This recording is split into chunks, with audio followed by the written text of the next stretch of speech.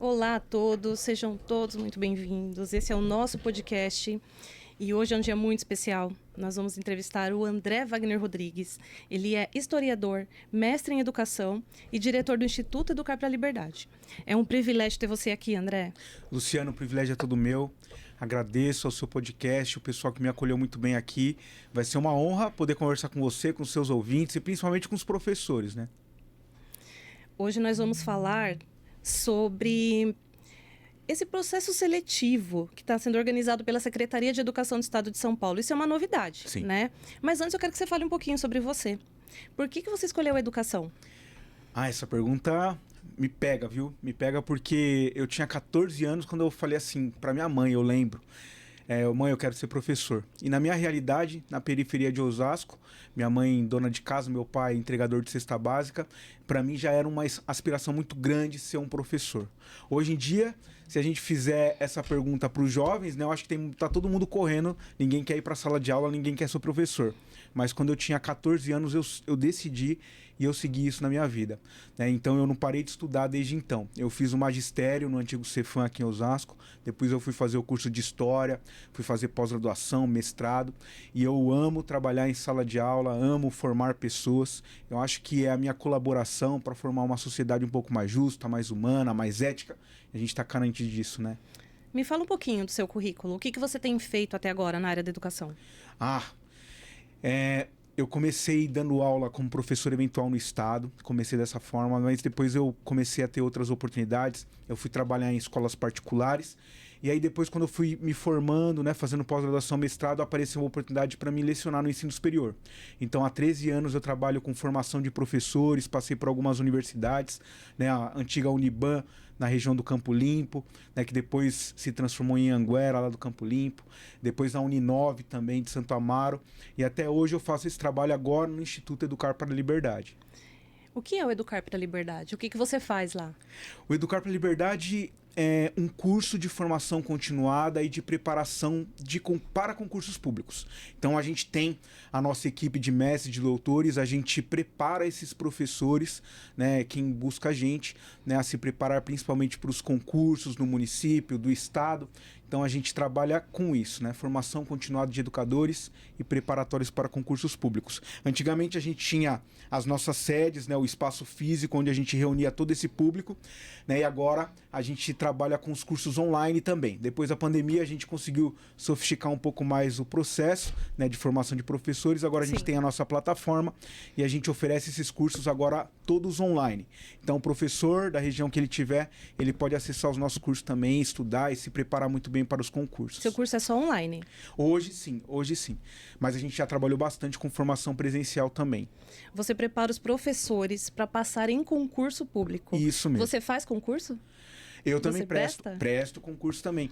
Eu e meus professores, a gente precisa estar muito sintonizado, né, com o que acontece, né? Então, mesmo eu não tendo a visão de querer assumir uma vaga, eu sempre estou prestando também, eu estou sempre do lado do aluno tentando mostrar para ele, né, como que é uma questão de uma VUNESP, de uma FGV, de uma Fundação Carlos Chagas, desses grandes concursos e também dos pequenos.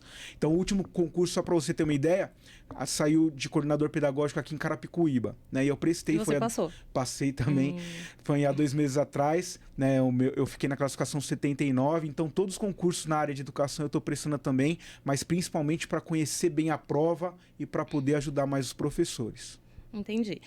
Foi isso que eu fiquei imaginando. Você ajuda o professor a passar em concurso público. Eu acho que você é o melhor exemplo para mostrar que teu método funciona. Que Sim. O teu curso funciona. Sim. E, Luciana, se você me permite, eu também comecei a trabalhar aqui no Instituto, formando professores para concurso, porque eu tive esse problema. Quando eu comecei a trabalhar, né, eu falei para você no início que eu trabalhava em escolas estaduais, né, sendo professor eventual, categoria O, e era muito difícil no início. Eu não tinha a minha turma, eu ficava à disposição da escola, trabalhava 2, 3 turnos para ter uma renda um pouquinho melhor, né, para poder continuar assim investindo nos cursos, investindo na minha formação, e foi muito difícil para mim no início, né? Eu não era concursado, então eu ficava esperando essa possibilidade de um dia ser concursado. E isso aconteceu, só para você ter uma ideia, eu me formei em 2004. Eu só fui passar em concurso em 2012. Ou seja, eu fiquei tentando, mas só que eu estudava errado. eu estudava muito errado. Quando saía concurso, eu pegava todos os livros, todos os textos, leis, colocava aquela pilha em cima da minha mesa, começava a estudar, pensando na quantidade, achando que aquilo seria suficiente. E Luciana, eu nunca ficava bem preparado, né? Quando chegava ali, mesmo estudando dessa forma, né, pensando na quantidade, quando eu ia realizar a prova, o nervosismo vinha, aquele branco, né, eu começava a suar, não conseguia nem finalizar a prova direito, né? Então eu reprovei em vários concursos porque eu não tinha entendido como é uma preparação para um concurso público. Eu só fui aprender isso depois de muito tempo, e é isso que eu levei para o Instituto. Quando eu descobri como estudar para passar em um concurso, aí sim ficou mais fácil a minha vida, né? Eu comecei a entender que não é a quantidade, e sim a qualidade daquilo que se estuda, né? Então eu fui buscando esses atalhos, estudando também com bastante simulados, né? Estudando com especialistas, focando principalmente no que cada banca formula, pensa a sua prova. E aí foi ficando mais fácil esse caminho, né? Eu fui passar em 2012 e foi... Né, assim, foi uma grande conquista na minha vida naquela época.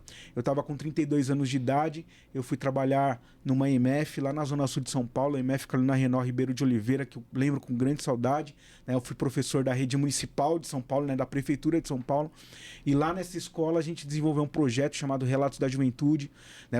Eu unia todos os jovens para a gente discutir as questões do seu tempo, e foi muito bacana esse momento da minha vida, né? Eu posso dizer que foi um dos maiores conquistas que a gente teve, né? Mesmo com alunos de 8º e 9º ano, a gente tentava articular todos aqueles dilemas desses jovens com o conteúdo de História e Filosofia que eu lecionava, e disso o projeto Relatos da Juventude começou a ser muito conhecido, né? A gente fez um canal de vídeos mostrando os jovens ali com seus depoimentos, falando da realidade difícil que era viver na Zona Sul, ali na periferia do Jardim Ângela, e esse projeto, né, a gente conseguiu ganhar alguns prêmios, né? Em 2013 mesmo a gente ganhou o prêmio Paulo Freire de qualidade da educação municipal. Legal.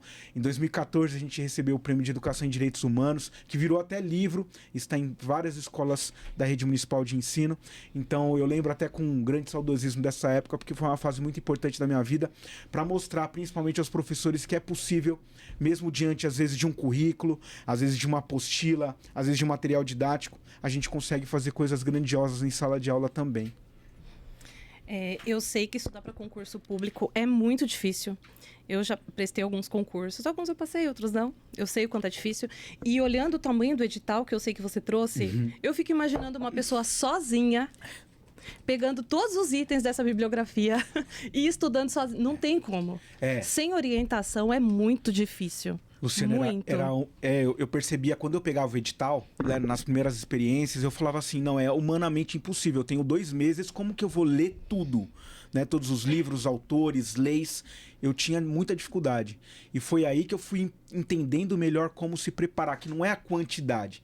Então a gente não tem que reunir aquela pilha de coisas e começar a ler igual um desesperado.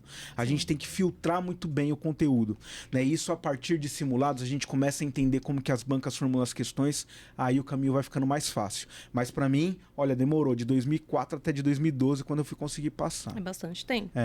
E eu sei que desde o ano passado, depois da pandemia, começaram a surgir vários concursos na área de educação. Eu sei que o ano passado, comecinho do ano passado, eu sei que foi bem puxado. Muita gente prestou, tiveram, né, concursos grandes nessa época.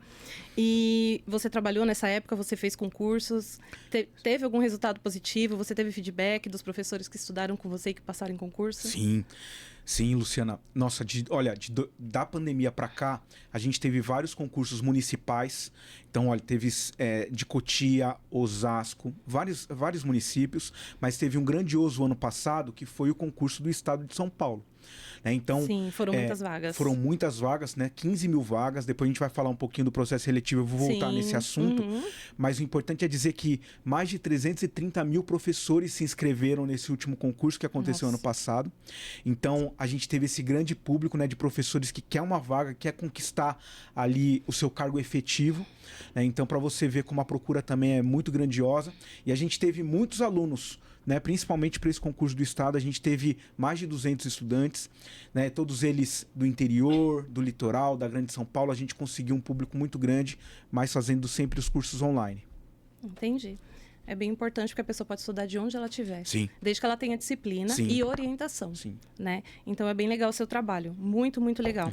Tem uma coisa que sempre me pega, que eu sempre fico com dúvida. Esse monte de sigla que existe.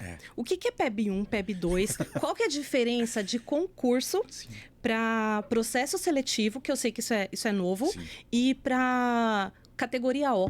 O que é isso? Me fala a diferença dessas coisas, porque eu não entendo nada. Sim, olha, quem não é da educação se confunde mesmo, tem muita sigla, tem muita coisa. E quando a gente fala de concurso de prefeitura, é diferente de concurso de estado. Então, assim, tem todos... são siglas muito específicas, mas eu vou tentar ajudar. Vamos lá. Tá, Primeiro eu vou me fala. explicar para você assim, a diferença de um processo seletivo para um concurso, tá? Concurso é quando a gente vai ter um cargo efetivo, um vínculo com uma prefeitura ou com um estado. Então, nós que somos da educação, a gente faz o concurso para a gente ter um vínculo ativo e um vínculo permanente. Então, o concurso te dá essa estabilidade, por isso que é diferente do processo seletivo que eu vou explicar melhor, mas o concurso te dá esse acesso, né, para você ser um funcionário público ou municipal ou estadual. Então você se efetiva na vaga, você tem ela e a estabilidade, lógico, cumprindo alguns requisitos, né, tendo logicamente algumas regras, você consegue se estabilizar na carreira. Um processo seletivo é diferente. O processo seletivo não te dá um contrato permanente com a prefeitura ou com o estado. Então ele é um contrato curto. O processo seletivo ele tem duração de no máximo 2 anos, ele é um contrato que se encerra. Então, ele não te dá uma efetivação, né? Essa é a diferença entre concurso e processo seletivo. Entendi. Entendi, porque eu sei que tem muita gente com dúvida, porque eu sei que é novo esse processo seletivo. Sim. Até então, as pessoas trabalhavam como contratados, categoria Sim, O. categoria O. Categoria O de onde vem? É quem não passou no concurso ou quem passou não foi chamado? O que Isso. é? Categoria O é um professor contratado. Ele pode até ter passado no concurso, mas ele não foi chamado, ele não é efetivo. Então ele tem contrato com uma escola, né? Ele tem contrato com a Secretaria de Educação do Estado de São Paulo, mas ele é categoria O. Ele pode lecionar nas escolas estaduais de São Paulo, mas só que ele não tem um vínculo ativo, né? Ele não é um professor concursado. Então esse contrato ele encerra de tempos em tempos. Entendi. E me fala o que é PEB 1 e PEB 2. O que é isso? Tá. Olha, PEB 1 é professor de educação básica 1. É o professor que vai trabalhar nos anos iniciais. Então, eu sei que você tem uma filha, né? Você falou para mim, 9 anos, isso. né? Quarta série. Quarta série, ou seja, ela está nos anos iniciais do ensino fundamental. Então, a Sofia, ela tem uma professora que trabalha, ela é uma PEB 1, a professora da Sofia. É uma pedagoga. Entendi. Né? É uma professora que atua na formação inicial da criança, né? Então, da primeiro ao 5º ano. Tá. E PEB 2 são os professores que trabalham no ensino fundamental 2, que a gente chama, que são os anos finais, né? Do 5º ao 9º ano e também no ensino médio. Tá, entendi. Quem pode prestar ou participar desse processo seletivo? Olha, pelo que a gente vem acompanhando, o secretário de Educação fez uma live no dia 14 de junho, Renato Feder, com seu secretário executivo, e ele explicou, né, que agora eles vão chamar os concursados. Como a gente falou no início, né, teve um concurso ano passado, grandioso, eles prometeram 15 mil vagas, então eles vão fazer isso agora. Na live ele garantiu que até o final de junho nós temos a homologação, a finalização desse concurso, e aí começa o início da chamada dos aprovados nesse concurso. Mas só que 15 mil... Pensando no estado de São Paulo, a gente sabe que não vai suprir toda a demanda. Então vamos lá, processo seletivo, quem pode participar? Quem não foi muito bem classificado, porque como vamos chamar somente 15 mil, né, pode ser que o professor que prestou o concurso não vai conseguir aula justamente porque a classificação ficou muito lá atrás. Então ele tem a oportunidade agora de fazer esse processo seletivo para ele poder ter as suas aulas em 2025. Entendi. Então, para todo mundo. Para todo mundo. Até para quem passou, mas não foi bem classificado. Isso. Entendi. E para quem, por exemplo, para quem nunca teve um contrato na rede, tem que prestar.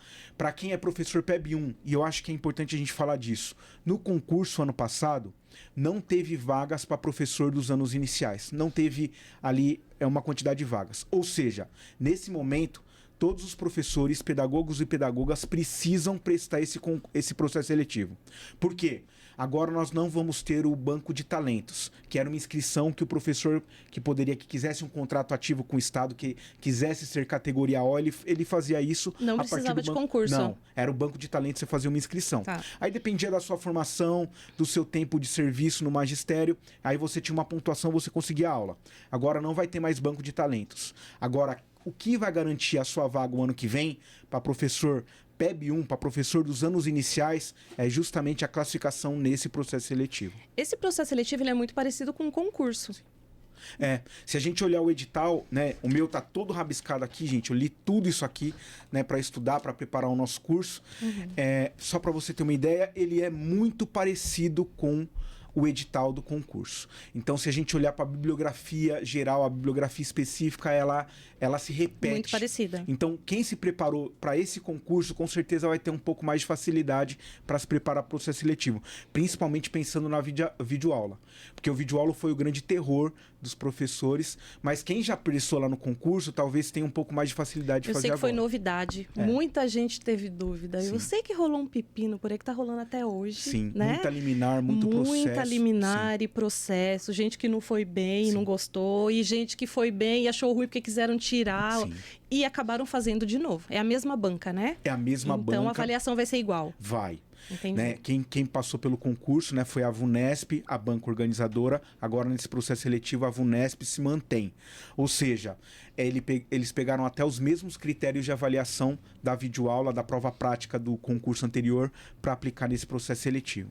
E como será a atribuição de aulas no ano que vem? Vai ser quem for bem nesse concurso e a quantidade de vagas. Certo. Como que vai ser? A atribuição de aulas para 2025, primeiro, vai ser com os professores concursados, que serão chamados, pelo menos garantia que o Renato Feder, secretário de Educação, falou na sua live. Então, os 15 mil serão chamados, mas lembrando, a demanda do Estado é muito maior do que 15 mil.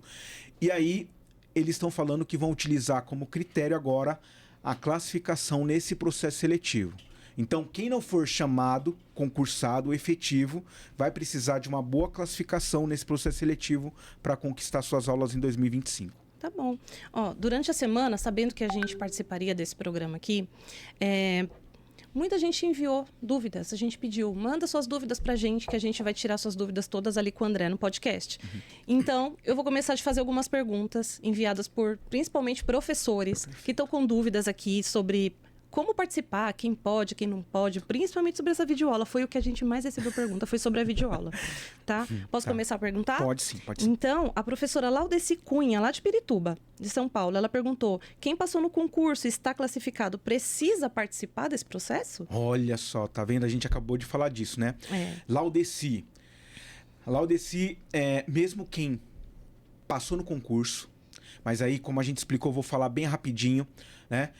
Laudeci é o seguinte, se você teve uma classificação que foi ótima, por exemplo, você é professora de língua portuguesa, eles vão chamar aproximadamente 4.800 professores de língua portuguesa. Se você está dentro dessa quantidade de pessoas, professores aprovados dentro dessa lista, você será chamada.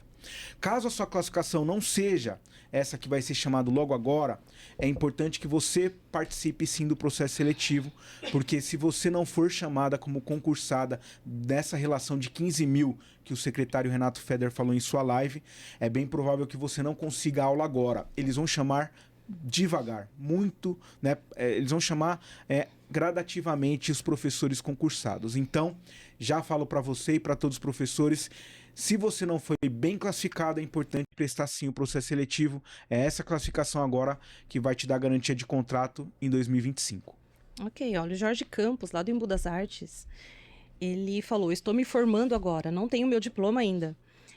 Eu não fiz o concurso do ano passado, eu posso fazer esse processo seletivo? Jorge Campos, né? Isso. Ô Jorge, mesmo você não prestando esse concurso, se você não prestou, você deve participar. Se você quer atribuir, né, atribuição de aula, se quer ter as suas aulas garantidas em 2025, se você não prestou concurso, você deve sim, né, participar do processo seletivo e garantir uma boa classificação assim que você vai conseguir participar da atribuição de aulas em 2025. Do Instagram, a pedagoga Patrícia Ferreira, ela é de São Paulo.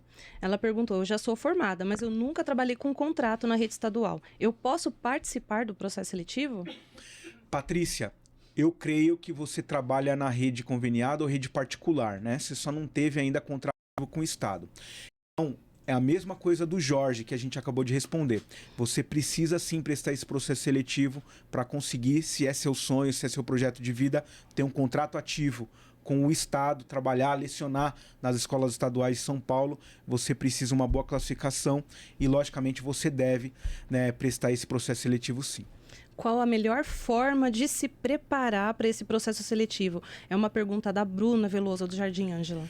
Bruna, se a gente for pensar no concurso, a melhor preparação é principalmente se debruçar sobre a bibliografia que está ali no edital. Já peço para você, olha, se você não fez isso, vai lá no site da VUNESP, né? Já está também publicado no Diário Oficial do Estado de São Paulo. Pega esse edital aqui, porque é justamente com base nas referências bibliográficas aqui do edital que vai ser feita essa prova pela VUNESP. E lembrando, principalmente do concurso, eles foram muito categóricos, né? Eles selecionaram muito fielmente o que está aqui para formular cada questão. Então, né, a técnica é essa. Você quer se preparar bem? Dá uma olhadinha. Lógico, não faça como eu lá no início da minha carreira, né? De pegar aquela montanha de livros, de textos e sair lendo, porque é humanamente impossível estudar dessa forma, né? O que eu sugiro a você é que você pegue simulados, né, para pensar, né, como que a VUNESP pode cobrar essas questões. E um simulado que eu falo, já vai lá no site e veja se você consegue, né, o simulado anterior do concurso do Estado, porque se você for pensar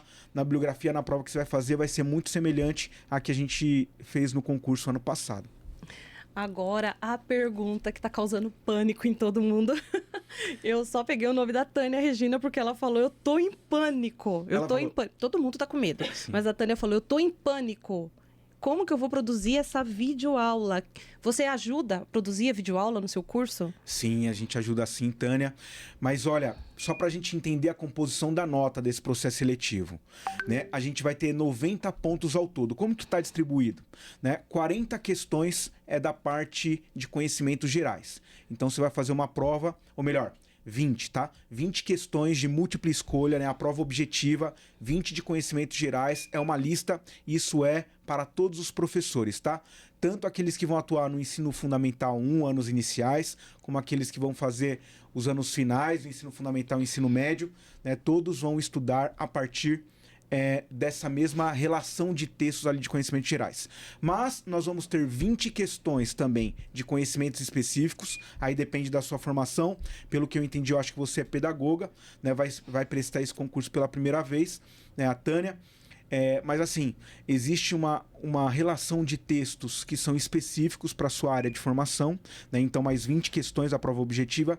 Então, lá no dia 25, né, que é 25 de agosto, que é o dia da prova objetiva, você vai ter 40 questões para você fazer de múltipla escolha, tá? 20 de conhecimentos gerais e 20 de conhecimentos específicos. Mas, além disso, tem a prova prática, a videoaula, que foi o terror de muita gente o ano passado, né? E por isso que você deve estar aí com medo. Mas eu já falo para você, não fica com medo, porque não é um bicho de 7 cabeças, né? Eu vou falar inicialmente para você dos aspectos técnicos, né? Lá no edital, se você der uma lida, você vai ver que você pode filmar até pelo celular. É uma aula entre 5 e 7 minutos, né? Você pode utilizar o seu celular para fazer essa aula. Lembrando, né? Só cuidar dos ruídos, né? Cuidar de um ambiente mais iluminado para você desenvolver isso. Se você sabe editar vídeo, você consegue colocar algumas imagens, porque isso é um critério que depois eu vou explicar de avaliação também, mas você pode ilustrar sua aula, né? Todo aquele conteúdo que você está desenvolvendo com algumas ilustrações. Não é difícil fazer isso, existem muitos programas de edição. A minha sugestão para você, e aí, para todos os professores que estão assistindo, eu, por exemplo, fiz a minha aula lá no Google Meet. Tem a opção para você gravar, então você está todo o tempo ali, né? Você tem que aparecer no vídeo, tá? Todo esse tempo de 5 a 7 minutos, mas você consegue colocar as suas transparências, né, os seus slides ali do lado. Então é como se você estivesse dando uma aula, lembrando que é para fazer uma simulação real. Ou seja, você tem que imaginar do outro lado da câmera como seus alunos estivessem ali. Né? O que a VUNESP quer é ver a sua habilidade didática de trabalhar e também de domínio de conteúdo. Tudo isso é muito importante. Né? Isso que é um pouco a prova prática. Mas, de novo, não precisa se preocupar. Você é professora, você é talentosa. Eu sei que você vai criar uma boa aula. Última dica importante também, vai no edital, porque existe um conteúdo específico, porque assim, não é do nada que você tem que tirar essa videoaula, tá? Você tem um conteúdo específico e é dali que você vai formular a sua aula, né? Eu sei que você vai conseguir fazer isso facilmente. Eu sei que você já falou um pouquinho sobre isso, mas o professor Douglas Tenório, ele é de São Paulo, ele perguntou quais são os critérios de avaliação dessa prova prática e o que fazer para gabaritar, tirar os 40 pontos. Tá. Prova prática, né? Vamos falar dessa videoaula. Agora são 4 critérios, né? A gente vai falar de forma muito objetiva. Se você quer tirar a melhor nota nessa prova prática, nessa videoaula, se preocupe com esses 4 critérios. O primeiro é domínio de conteúdo. Então, o primeiro critério é se você consegue fazer uma aula nesse tempo de 7 minutos que tenha início, meio e fim. Ou seja, se seu raciocínio tem linearidade, se você consegue iniciar um assunto, se aprofundar nesse assunto e concluir esse assunto nesses 7 minutos, não é? E quem já trabalha com isso, né, quem tem o seu canal no YouTube é muito mais fácil, mas mesmo quem não tem experiência vai ver que 7 minutos dá sim para você desenvolver um bom tema, dá sim para você ser interessante. Então esse é o primeiro critério. O segundo é sobre metodologia. Então, quais os recursos metodológicos que você pode utilizar, além do seu domínio de conteúdo, né, para deixar a aula mais interessante? Lembrando que vai ser uma simulação real, você vai ter que imaginar os seus alunos atrás daquela câmera que você está usando. Então, olha, o que eu diria para você? Recursos didáticos. Você pode utilizar, por exemplo, um mapa, você pode utilizar um slide com uma imagem que traz ali uma explicação sobre o que você está apresentando, né? Você pode usar gráficos, tabelas, tudo isso vale 10 pontos também. Então, o segundo critério é a metodologia, ou seja, como você se torna mais interessante para o seu público. Lembrando que se você vai dar aula para o ensino fundamental, anos iniciais, você vai ter que ter uma linguagem apropriada para isso. Para os anos iniciais, os anos finais do ensino fundamental, uma linguagem diferente, ensino médio também é diferente. Então você tem que adaptar para cada público que você está trabalhando. Terceira nota é a linguagem e também as expressões corporais, faciais. Quando a gente está falando diante da nossa sala de aula, a gente faz isso o tempo inteiro, né? A gente precisa ser muito bem expressivo e vai ter uma nota sobre isso. Então, mesmo você utilizando lá, como eu falei para você, o Google Meet, né? Você vai gravar sua aula, você vai usar os slides ali, mas você vai estar aparecendo a todo momento. Não dá para você ficar um monólogo paradinho aqui quietinho. Você tem que ser expressivo. Você tem que usar uma boa linguagem, uma boa comunicação para você atingir, né, e você demonstrar para a banca que você, né, sabe bem se comunicar e se expressar também. E por fim, a última nota é a gestão do tempo, a nota mais fácil, né, se você consegue fazer tudo isso que eu expliquei, né, em 7 minutos. Né, o vídeo só pode ter de 5 a 7 minutos, então você vai ter que fazer tudo isso, esses 4 critérios ali de avaliação que estão aqui no edital, né, você precisa fazer em 7 minutos, é a quarta nota, né, chamada gestão de tempo. Então vamos lá, só lembrando rapidinho. Domínio de conteúdo, a primeira nota, se a aula tem início, meio e fim. Metodologia, os recursos que você utiliza para deixar a sua aula mais interessante. Terceiro, uso da linguagem, expressões faciais e corporais. E por fim, a gestão de tempo. Tá aí, as 4 notas que vão fazer você tirar a nota máxima, né? Eu tenho certeza que se você se concentrar, você consegue atingir muito bem cada um desses quesitos. Uma coisa muito importante também é a qualidade do vídeo. Ah, sim. A gente não pode esquecer, né, que ruído pode tirar nota, né? Se você foge do tema, tira nota. Se não tiver uma boa iluminação, então tem que se preocupar com isso também, professor. Qualidade de vídeo e áudio, né? Sim.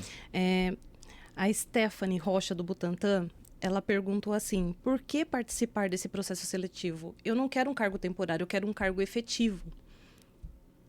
Vamos lá, Stephanie. Não sei se eu entendi bem. Lu, você pode fazer de novo a pergunta da Stephanie, por favor? Por que participar de um processo seletivo tão complexo para conseguir um cargo temporário? Ah, entendi. Entendeu? Ela quer um cargo efetivo. Bom, pensando como eu penso, vale como experiência. Não, mas assim, que tal, Stephanie, você fazer esse processo seletivo, ter um contrato temporário, mas já se preparar para os concursos, porque agora é diferente, né? Então é um processo seletivo, né? É cadastro de reserva. A partir dessa classificação você consegue um contrato, um vínculo com o Estado, mas é um contrato temporário. Mas nesse meio tempo, enquanto você já está com esse contrato temporário, você pode ir se preparando para os outros concursos. Eu sei que tem da Prefeitura de São Paulo logo chegando também. Aí sim, quando for concurso, aí você vai ter o seu cargo efetivo. Já vai estar bem preparada, Sim. já vai ter uma bagagem, Sim. saber como estudar, se organizar e ter uma experiência, né? Perfeito. Porque eu acho que é muito importante. Sim. Agora, uma pergunta minha. Você, como diretor do Instituto Educar para a Liberdade, utiliza o seu método para estudar para os concursos. Você passou na videoaula quando você fez o seu concurso ano passado? Foi a minha melhor nota, Lu. Foi a minha melhor Gabaritou. nota. Eu já tô chamando de Lu, a intimidade, né? Gabaritou. Gabaritei. A videoaula eu gabaritei. Na prova objetiva e discursiva, porque no concurso a gente teve também que escrever, né? Responder a partir de uma redação. Eu não fui tão bem, mas na videoaula eu consegui gabaritar, né? Fiz uma boa aula ali, dentro dos 7 minutos, atendendo os 4 critérios. Então, eu tenho certeza que vocês que estão assistindo, se vocês se dedicarem, né? Essa videoaula tem que ser enviada até dia 12 de julho, dá tempo, né? A gente tem quase um mês aí, dá tempo de você se organizar muito bem, né, e fazer a melhor aula da sua vida para você conseguir esses 40 pontos aí. Eu esqueci de perguntar sobre as inscrições. Eu sei que já começaram. Sim. Quando é que terminam as inscrições? As inscrições começaram agora, né, dia 14 de junho, sexta-feira passada, e vão se estender até dia 12 de julho, que também é o prazo final para você entregar a videoaula. Entendi. Isso. Agora vamos falar assim. Como que você vai ajudar esses professores a se preparar da melhor forma possível para gabaritar como você é a videoaula, para ir muito bem na redação, lá na prova escrita, e tirar uma boa nota para ser classificado, porque eu sei que todo mundo que entra na área da educação, pelo menos a grande maioria, é ser concursado. Sim. Porque eu sei que trabalhar em escola particular é diferente. Sim. Trabalhar para o governo é outro, é um vínculo efetivo e tem muitos benefícios e é o que todo mundo quer quando entra na área da educação. Sim. Então, como que você pode ajudar esses professores a mandar bem nessa prova aí, tirar uma boa nota? Como a gente já falou, né, no início da nossa entrevista, a gente forma professores para esses concursos públicos e processos seletivos. Então, lembrando que o edital desse processo seletivo ele é muito igual ao que nós já tivemos o ano passado do Estado. E eu preparei uma turma de aproximadamente 200 professores. Todos eles foram muito bem na videoaula, tiveram uma boa classificação, principalmente por causa da videoaula, mas eles foram muito bem preparados também para a prova objetiva e para a prova discursiva, a partir das aulas, seguindo cada item do edital. Então, aqui no Instituto nós temos uma equipe de mestres e doutores e a gente produziu todo o material. Já está na nossa plataforma digital, no nosso site. Então, se o aluno vai lá estudar com a gente, ele já tem acesso a todo o conteúdo de videoaulas com professores que têm o conhecimento teórico, mas principalmente sabe trabalhar muito bem o conhecimento, então fica fácil de você assistir. Além da aula, nós temos um material de apoio, né, para as pessoas entenderem o que pode ser cobrado de cada texto, com muitas questões também, e isso facilita muito. Já está todo disponível esse curso lá para quem quer tirar a melhor nota nesse processo seletivo, o curso já está todo prontinho para começar agora. Você falou sobre sua equipe de professores e, claro que eu sou curiosa, já dei uma olhada lá. Que currículo tem aqueles professores, hein? Meu Deus do céu. Sim, professores que me acompanham há mais de 10 anos no Instituto. A história do Instituto tem 10 anos. Mas se for falar professora Helenice Lisboa, Patrícia Gonçalves, a Célia Vanderlei, gente. Né, não só são professores titulados, né, mestres doutores, mas são professores que trabalham diretamente na rede estadual, na rede municipal, como professores coordenadores, professores diretores, supervisores de ensino. Então é um pessoal que a gente seleciona, né, a dedo, justamente porque quando a gente pensa em educação, a gente pensa que é algo muito genérico. Não, cada educador ali tem uma formação específica que dá a ele a possibilidade de trabalhar alguns temas. Por exemplo, tem professor que só trabalha com legislação educacional, tem outro que só trabalha com os autores. Então, isso facilita, a linguagem facilita, isso ajuda muito no processo, né, de estudo, né, para quem está começando a se preparar. Como que a gente encontra seu curso? Como que a gente faz para acessar seu curso, para ver o que tem lá de aula?